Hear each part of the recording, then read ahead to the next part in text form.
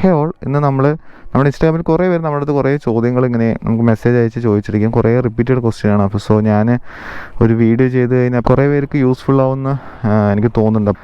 അപ്പോൾ നമുക്ക് ഓരോരോ ക്വസ്റ്റ്യനിലോട്ട് കിടക്കാം. ഫസ്റ്റ് ക്വസ്റ്റ്യൻ, നമ്മുടെ ഹിമാലയൻ അല്ലെങ്കിൽ 411 ഫസ്റ്റ് നിന്ന് സെക്കൻഡിലേക്ക് ഇടുമ്പോൾ നല്ല നോയ്സ് വരുന്നത്, അതേപോലെ ടൈറ്റ്നെസ്സും.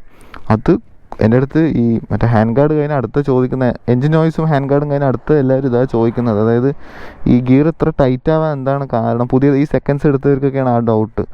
അപ്പോൾ നിങ്ങൾ ബേസിക്കലി ഒന്ന് അറിഞ്ഞു വയ്ക്കുക, നമ്മുടെ ഹിമാലയൻ, അതായത് ഒരു അഡ്വഞ്ചർ മോട്ടോർ സൈക്കിളാണെങ്കിൽ ഈ ഗിയർ ലിവർ, അതായത് ഗിയറിങ് കുറച്ചൊന്ന് ഹാർഡായിരിക്കും. കുറച്ച്, അതായത് ഞാൻ പറഞ്ഞാൽ അങ്ങനെ ഹാർഡെന്നല്ല, കുറച്ച് ഹാർഡായിരിക്കും. എന്താ വെച്ച് കഴിഞ്ഞാൽ നമ്മൾ എണിച്ചു നിന്ന് വണ്ടി ഓടിക്കുന്ന സമയത്തൊക്കെ ഗിയർ വീഴാതിരിക്കാനും കുറച്ചൊന്ന് ഹാർഡ് പോലെ സെറ്റ് ചെയ്തിട്ടുണ്ട് ഫസ്റ്റും സെക്കൻഡും നമുക്ക് അറിയാൻ വേണ്ടിയിട്ട്.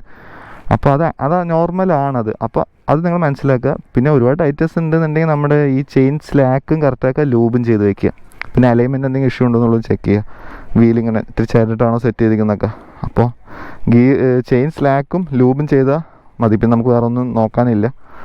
അത് നോർമലാണ്. ഫസ്റ്റും സെക്കൻഡ് ഇടുമ്പോൾ എന്തെങ്കിലും സൗണ്ട് വരുന്നുണ്ട്. നമ്മൾ കുറച്ച് ഹയർ RPM കൊടുത്തിട്ട് ഗിയർ ഷിഫ്റ്റിംഗ് കുറച്ച് സ്മൂത്താക്കിയാലും ആ സൗണ്ട് ഇഷ്യൂ കുറയ്ക്കാം. അതായത് ഗിയർ മാറ്റുന്ന സമയത്ത് കാലെപ്പോഴും ഒന്ന് ലോഡ് ചെയ്ത് കൊടുക്കുക. അടുത്ത ഗിയർക്ക് മാറുന്നതിന് മുന്നൊന്ന് ലോഡ് ചെയ്ത് കൊടുത്തിട്ട് അപ്പം ഇങ്ങനെ കൊടുത്തിട്ട് പിന്നെ ഗിയർ മാറ്റണം എന്നുള്ളപ്പോൾ പിടിച്ചിട്ട് അപ്പം തന്നെ അപ്പ് ചെയ്യാം. മനസ്സിലായില്ലേ? ക്ലച്ച് പിടിച്ചിട്ട് ഈ ലോഡ് ചെയ്തിട്ട് അപ്പ് ചെയ്യുക. അപ്പോൾ അത് അങ്ങനെ ചെയ്യുമ്പോൾ തന്നെ ഗിയർ ഷിഫ്റ്റ് നിങ്ങൾ നോക്കിയാൽ മതി. യൂട്യൂബിൽ ഒരുപാട് വീഡിയോസ് ഉണ്ട്. ഞാൻ ചെയ്യണമെന്നുണ്ടെങ്കിൽ നിങ്ങൾ പറഞ്ഞാൽ മതി എങ്ങനെയാണ് പ്രോപ്പറായിട്ട് ഗിയർ ഷിഫ്റ്റ് ചെയ്യേണ്ട വീഡിയോ സെപ്പറേറ്റ് ഞാൻ എടുത്ത് പറഞ്ഞുതരാം. അപ്പോൾ ഗിയർ ഷിഫ്റ്റിംഗ് കറക്റ്റായി തന്നെ കുറേ സൗണ്ടൊക്കെ നമുക്ക് ഒഴിവാക്കാം. സജിത് ദാസ് പറഞ്ഞ പോലെ നമ്മുടെ ഹിമാലയനിൽ ഒരു എൻജിൻ നോയ്സിൻ്റെ പ്രശ്നമല്ല, എൻജിൻ നോയ്സ് ഉള്ള വണ്ടിയാണ്. അപ്പോൾ 10,000 ശേഷം പുള്ളിക്കാരൻ സൗണ്ട് എന്നുണ്ടാകും പറയാം. നമുക്ക് ആകെ കൂടി ചെയ്യാൻ പറ്റുന്നത് എന്താ വെച്ച് കഴിഞ്ഞാൽ വാൾവ് അഡ്ജസ്റ്റ് ചെയ്യാൻ പറ്റും. അപ്പോൾ ടൈമിംഗ് ചെയ്യലോ അതിൻ്റെ ടെൻഷനോ എന്തെങ്കിലും പോയിട്ടുണ്ടെന്നുണ്ടെങ്കിൽ അത് റീപ്ലേസ് ചെയ്യണം. ഈ 2-3 കാര്യങ്ങളെ നമുക്ക് ചെയ്യാൻ പറ്റുള്ളൂ. ബാക്കി ഉള്ള നോയ്സ് അത് നോർമലാണ്. പിന്നെ നോയ്സ് അൺയൂഷ്വലായിട്ട് വേറെ നോയ്സ് ഉണ്ടെന്നുണ്ടെങ്കിൽ ഗിയറിൻ മീൻസ് ക്ലച്ചിൻ്റെ അവിടെ നിന്നോ അല്ല വേറെ എന്തെങ്കിലും നോയ്സ് ഉണ്ടെന്നുണ്ടെങ്കിൽ അത് കാണിക്കണം. ഞാൻ പറഞ്ഞത് നോർമൽ എല്ലാ സർവീസും ചെയ്തിട്ട് ഇഷ്യൂ ഉണ്ടെന്നുണ്ടെങ്കിൽ ഇത്രയാണ്. ഈ വാൾവ് അഡ്ജസ്റ്റ് ചെയ്യണത് ഇവിടെ സർവീസ് സെൻ്ററിൽ 15,000 ചെയ്യുള്ളൂ. അപ്പോൾ നമ്മളൊരു 5,000 പറഞ്ഞ് ചെയ്യിപ്പിച്ച് കഴിഞ്ഞാൽ ഇഷ്യൂ ഇല്ല. അഖിൽ മേനൻ പറഞ്ഞ ഒരു ബ്രോ നമുക്ക് ചോദിച്ചിട്ടുണ്ടായിരുന്നു ടയർ ഏതാ നല്ലതെന്ന് മാറ്റാൻ പോകണം. അപ്പോൾ ടയർ ഏതാ നല്ലത് ചോദിച്ചു. അപ്പോൾ 2 സജഷനാണുള്ളത്. നിങ്ങളിപ്പോൾ ഓഫ് റോഡ് നല്ല രീതിക്ക് പോകുകയാണെന്നുണ്ടെങ്കിൽ ഓഫ് റോഡും റോഡും, അതായത് നിങ്ങൾ ഓഫ് റോഡ് മെയിനായിട്ട് പോകുന്നുണ്ടെന്നുണ്ടെങ്കിൽ നിങ്ങൾ റൈസ് ടയറില്ല, റൈസിൻ്റെ ട്രെയിലർ വന്ന ടയറുണ്ട്, അത് നോക്കാം. ഇല്ലെങ്കിൽ നിങ്ങൾ റോഡ് യൂസ് മാത്രം, സിറ്റി റോഡ് ഹൈവേ മാത്രമാണെന്നുണ്ടെങ്കിൽ ഞാനിപ്പോൾ ഇട്ടത് മാക്സിസ് ആണ്. അപ്പോൾ മാക്സിസിൻ്റെ ടയർ നോക്കാം. ഇല്ലെങ്കിൽ റൈസിൽ തന്നെ 2R പറഞ്ഞൊരു ടയറുണ്ട്, അതും വലിയ കുഴപ്പമില്ല. അൽഫോൺസ് മാനുവൽ പറഞ്ഞ ഒരു ബ്രോ ചോദിച്ചിട്ടുണ്ടായിരുന്നു ഈ എൻജിൻ ഓയിലൊക്കെ എപ്പോഴാണ് മാറുക, നിങ്ങൾ സർവീസ് എപ്പോഴാണ് കൊണ്ടുപോകേണ്ടതെന്നുള്ള രീതി.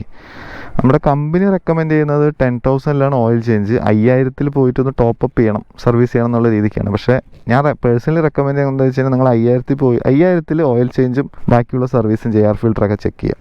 ഓക്കെ, 5,000 കിലോമീറ്ററിൽ തന്നെ എയർ ഫിൽറ്ററും പിന്നെ നിങ്ങൾ സർവീസ് പ്രോപ്പർ സർവീസ് 5,000 തന്നെ ചെയ്യുക. ഒരുപാടിട്ട് വലിപ്പിക്കേണ്ട. 10,000 വരെയൊക്കെ പറയുന്നുണ്ട്. പക്ഷേ എനിക്കത് നമ്മുടെ മോട്ടോർ സൈക്കിൾ അങ്ങനെ കെയർ ചെയ്യുന്നതുകൊണ്ട് നമുക്കത് ഓക്കെ വേണ്ടെന്നുള്ള രീതിക്ക് അത്ര കോസ്റ്റ് ആവുന്നില്ല. നമുക്ക് 5,000 തന്നെ മാറ്റുക എന്ന് പറയുമ്പോൾ ഇതിൽ അത്ര കോസ്റ്റ് ഒന്നും ആവണ്ട. ഞാൻ പറയും നിങ്ങൾ അങ്ങനെ പ്രീമിയം വേറെ ഓയിലൊന്നും യൂസ് ചെയ്യുന്നുണ്ടോ, കമ്പനിയുടെ ഓയിൽ തന്നെ 5,000 മാറ്റി വിട്ടാൽ മതി, വലിയ സീനൊന്നുമില്ല. ഹരി പറഞ്ഞൊരു ബ്രോ ചോദിച്ചിട്ടുണ്ടായിരുന്നു ഈ ടാങ്കിലൊക്കെ വരുന്ന മൈന്യൂട്ട് സ്ക്രാച്ചുകൾ, അതായത് ഇതിൽ ടാങ്കിൽ നമുക്ക് വരുന്ന മൈന്യൂട്ട് സ്ക്രാച്ചുകൾ പോകാൻ എന്താ ചെയ്യുക എന്നുള്ള രീതിക്ക്. പിന്നെ വേറെ ഒരാളും ചോദിച്ചിട്ടുണ്ടായിരുന്നു നിങ്ങൾ PPF ചെയ്തിട്ടുണ്ടോ, അത് എന്തെങ്കിലും സെറാമിക്കോ PPF ചെയ്തിട്ടുണ്ടോ ചോദിച്ചു. ഞാൻ ഒന്നും ചെയ്തിട്ടില്ല, വണ്ടി സ്റ്റോക്കായിട്ടുള്ളതാണ്, വേറെ ഒന്നും ഞാൻ ചെയ്തിട്ടില്ല. മൈന്യൂട്ട് സ്ക്രാച്ചുകൾ ഞാൻ കാര്യമാക്കുന്നില്ല.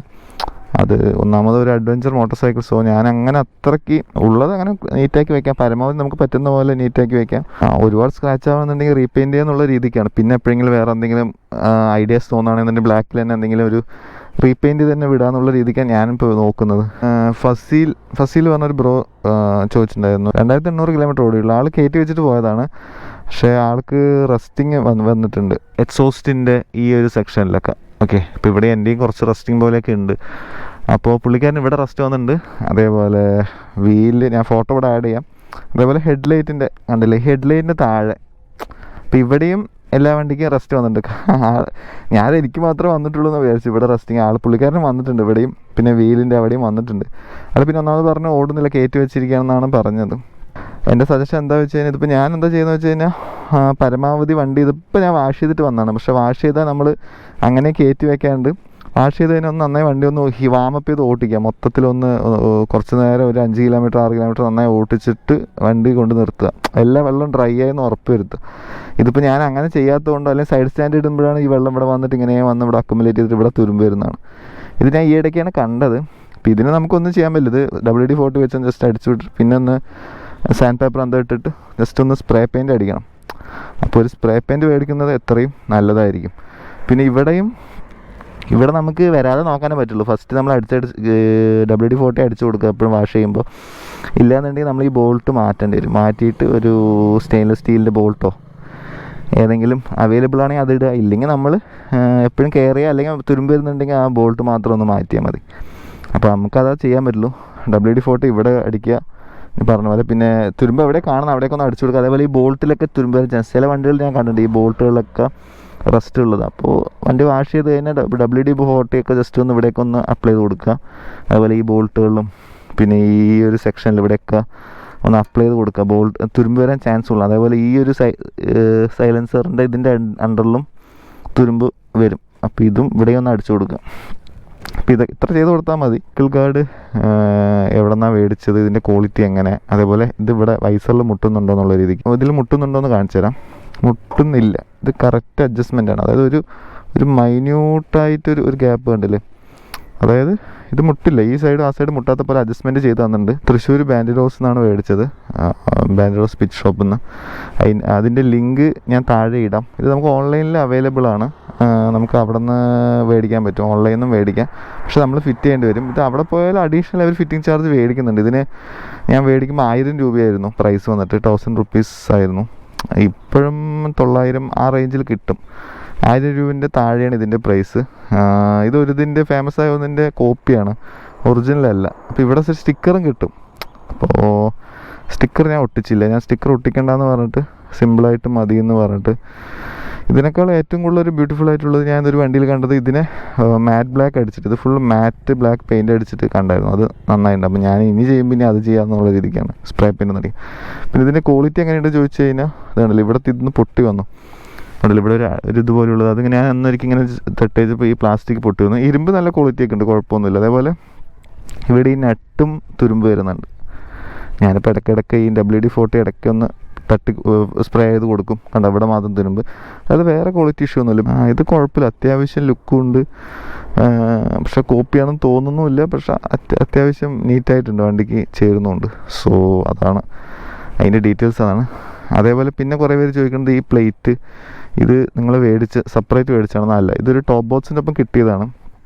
ഇതിൻ്റെ അടിയിൽ പക്ഷേ ബാൻഡിറോസിൻ്റെ തന്നെ ഒരു പ്ലേറ്റ് ഉണ്ട്. അതിൻ്റെ മുകളിൽ അത് വെച്ചിരിക്കുന്നത് എന്താ വെച്ചാൽ കുറച്ച് ടോപ്പ് ബോക്സ് ബാക്കിലൊക്കെ ആക്കാൻ വേണ്ടിയിട്ടാണ് ഇങ്ങനെ സെറ്റ് ചെയ്ത് ഈ പ്ലേറ്റ്. അപ്പോൾ ടോപ്പ് ബോക്സിൻ്റെ ഒപ്പം വരുന്നതാണ് ഒരു ABS പ്ലാസ്റ്റിക്കിൻ്റെ ഒരു ടോപ്പ് ബോക്സ് ഉണ്ട്. അതിൻ്റെ ലിങ്ക് ഞാൻ ഇടാം. ഇപ്പോൾ അത് അവൈലബിൾ അല്ല തോന്നുന്നു. ഇപ്പോൾ അവരുടെ കയ്യിൽ വേറെ അതിൻ്റെ കുറച്ച് മോഡൽ വ്യത്യാസമുള്ളതാണ്. സോ അത് ടോപ്പ് ബോക്സിൻ്റെ കൂടെ വരുന്ന പ്ലേറ്റാണ്. അതാണ് ഈ ഒരു ഷേപ്പിലുള്ളത്. ഓക്കെ, മെറ്റൽ തന്നെയാണത്.